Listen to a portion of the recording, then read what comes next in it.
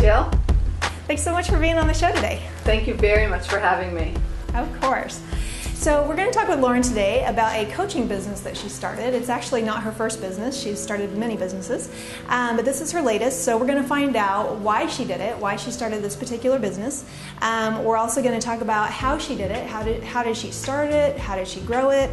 We're going to talk about the results in her life, both personally and professionally.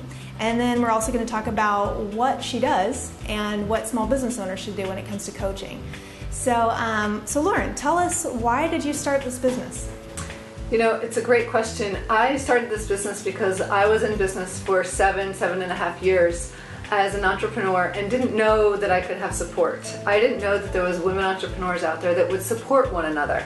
So when I realized that there was such an entity, I thought I could be really good at that, supporting women entrepreneurs to become more and more successful, because I had already started and grew from scratch a technology-based business that was grassroots. I learned as I made mistakes, and I learned through my successes, and grew a business from zero to over $3 million, and then sold it. And that was in the course of 7 or so years. And when I started this business, I thought, if I can do that in 7 years, so many others can, and let me support people along the way. So here I am, supporting women, growing businesses, and having fun, and doing the same myself. Very cool. If you'd like to find out how she did it and what the results have been in her life, both personally and professionally, you can watch the full interview at the Bloom channel. And lastly, let's just talk about what you do.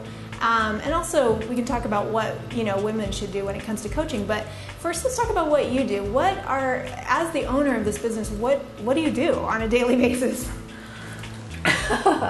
Well, every day is a little bit different, and I also am a creature of habit. So I do have to find this rhythm. I'm all about having a rhythm within my life. And it's important for me to take care of myself first.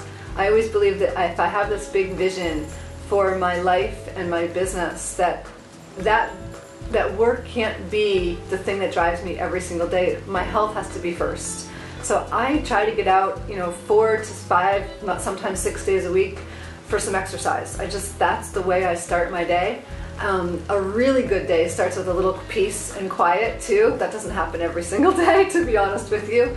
But it is about putting my health first, and that it's important, and not that it takes a ton of time. But then I'm very focused on the top 3 things that I want to accomplish each day, not more. If I have a huge list of 10 things, I set myself up for failure. Sometimes if I look at my schedule, it's all about one thing. It's about, I have a really busy full calendar that day, I might not be able to accomplish any more than one thing.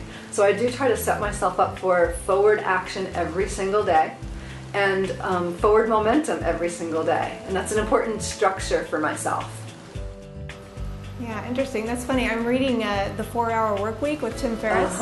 And I just read that part about don't have more than 2 things or 3 things that you're going to accomplish each day. Yeah, it's really important to keep us, when you have 30 things on your list, we sort of are like, hamsters on a maze. We just don't know even where to start or look. We're distracted.